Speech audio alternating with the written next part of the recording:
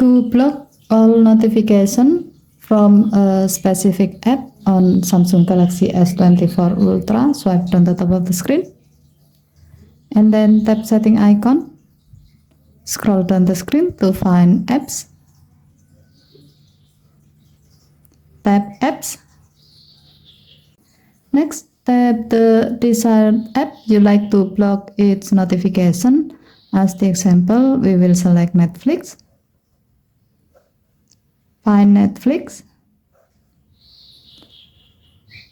Or you can quickly find Netflix from this list by tapping the search icon and then type Netflix.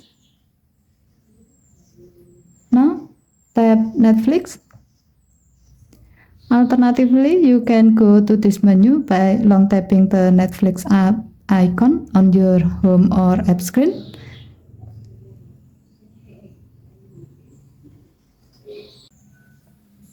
And then tap the app info icon at the top right corner of the pop-up. Next, tap notification. And then tap the blue on off switch next to allow notification until the switch turns green to turn it off. By doing this, all notifications from this app will be blocked. Seeing from how it works, you can do this to an app where you still need to use it but don't want to receive any notification from this app. Okay, thank you for watching. Have a nice day.